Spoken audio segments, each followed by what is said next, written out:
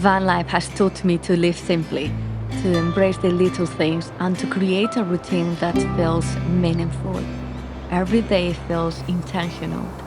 Waking up with the sound of the waves, cooking slow meals, and finding joy in the stillness. But a couple weeks ago, I left that behind. Bye bye bye. Time to go to the UK. I can feel it. The breeze brings goosebumps to my skin.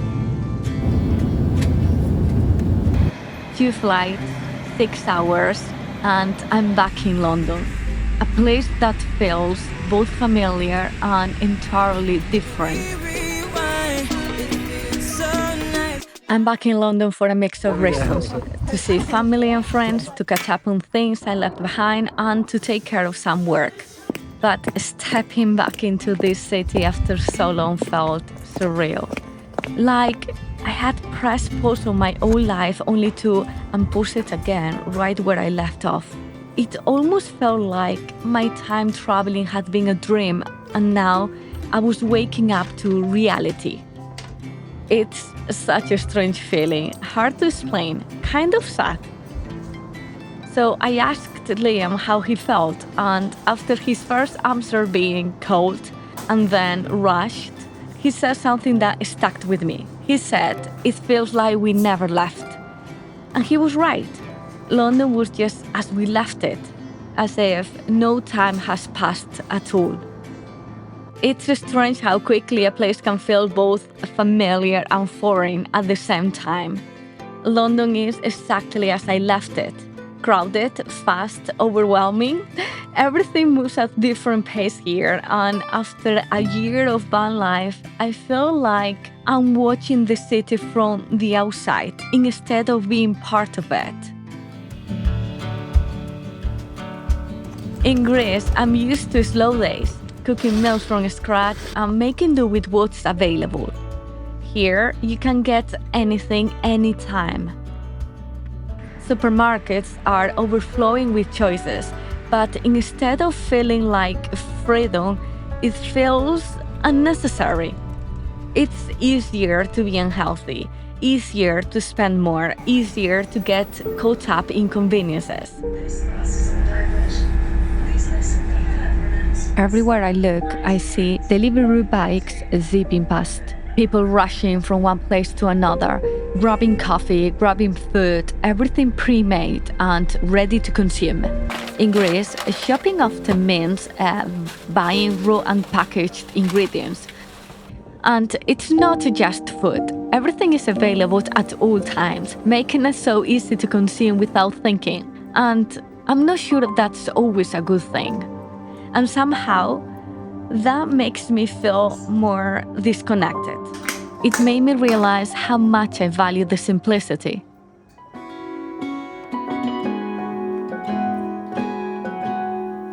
One of the highlights of this trip was reconnecting with Leon's family, who came all the way from Australia.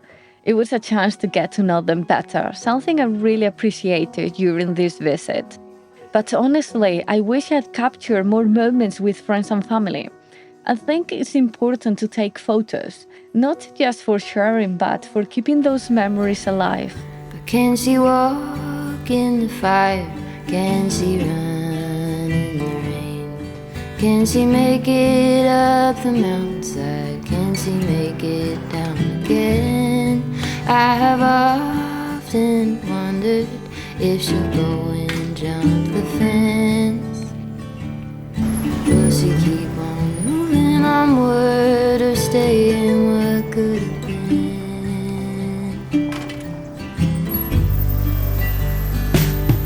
Broke my arm in December. We were running for the thrill. You turned in the canyon to the snowbank where I fell. Even still, I remember knowing she could feel it too. Was a mutual arrangement, we both knew what to do. She had a star on her forehead that was easy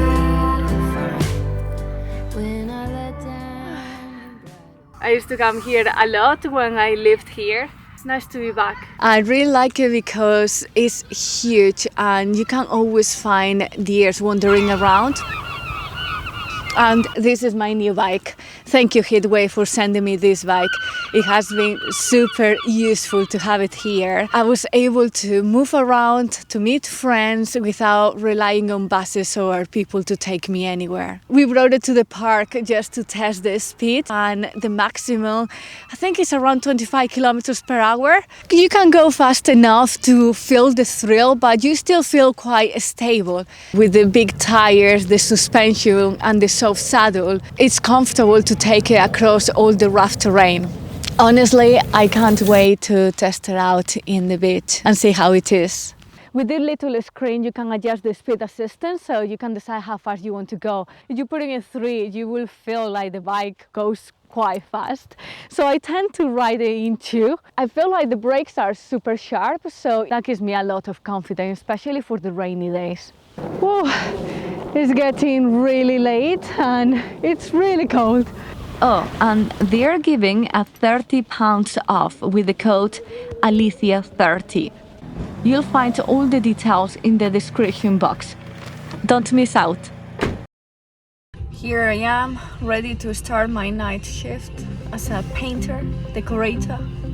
One of the first things we took on was a major project, decorating a building.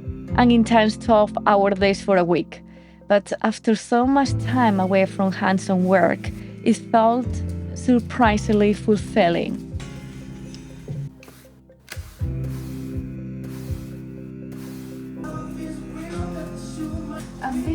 The work I usually do requires constant multitasking, filming, planning, and managing every small detail at once. Painting, on the other hand, was like meditation. There was no overthinking, no juggling multiple tasks, just the brush, the color, and the focus on getting a straight line without painting the opposite wall. It was a reminder of how grounding it is to fully focus on just one thing. I've got a feather on my arm, and every type of bad weather, feel it come. This is a space that Liam designed and built 12 years ago, and this was the first time we did a painting job together, and I think we made a pretty good team. And I loved the routine we created, getting up early, coming back home to cook a healthy meal, and going back to work refilled. It also gave me the chance to upgrade my camera gear and sell my older stuff.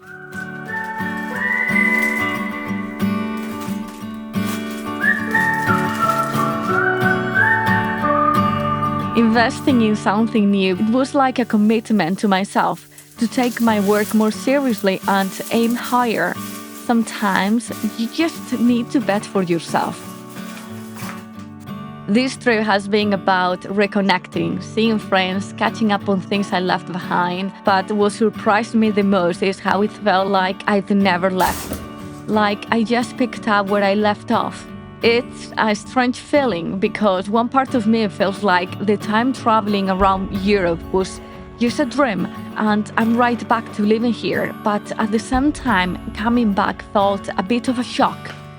Things I once got used to seeing, now they stand out, like how a 20-minute car journey easily turns into 40 because of traffic, or how on a regular road you'll casually drive past Ferraris and Porsches with most cars looking brand new. Where we live in Greece, that's unthinkable. There, the place is different, and so is people's relationship with possessions. London is fast and chaotic, and after spending so much time in Greece, where life is so much slower, it's been a bit of a shock to adjust. But this bike has made getting around so much easier. It's compact, light, and quick, exactly what you need to navigate the city. After 1 week in London, we found ourselves reverting back to unhealthy habits. Pastries, bread, drinks. Here, with so much to do, so many people to catch up with, and no fixed routine, I felt lost at times. I've let go of everything, like my workouts, and I miss that. I miss the calm mornings, the swims, getting into the water, and the sense of balance I created there. I think that's the biggest difference. The van forces you to live intentionally, while the city almost pushes you into autopilot. This bike comes with a 36-volt 12 amps battery, giving you plenty of capacity for longer rides. It's tucked neatly under the seat and super easy to remove. Plus, it has a built-in lock for extra security, so you don't have to worry about theft. I really like how easy it is to fold it down, so it's easy to store in your car boot, your flat, or even your office. As the trip was coming to an end, I found myself feeling a little off. Maybe it was the changing routine or the virus going around, but I wasn't feeling great. And in a way, it reflected how I felt about living.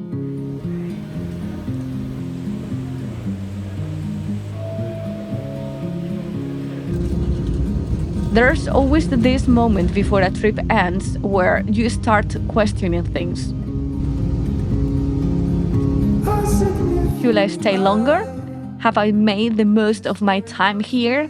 London felt so familiar that it almost pulled me back in, making me wonder if I could just slip back into my old life. But I knew that grey skies without sun for days wasn't what I wanted anymore. Nobody's losing. Faces merchant change. Now we are back in Athens and we just have one more flight to go before we arrive home. We left at 9 a.m. this morning and we are gonna arrive to the van at 9 p.m. So yeah, it feels like we spent the whole day flying.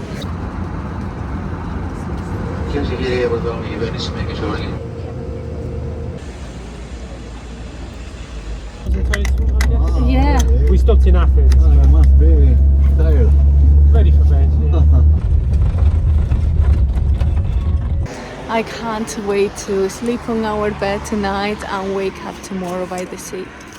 While I love reconnecting with people and being part of the buzz of the city, I know that I thrive in a life where I have a space to slow down and to make things rather than just consume them.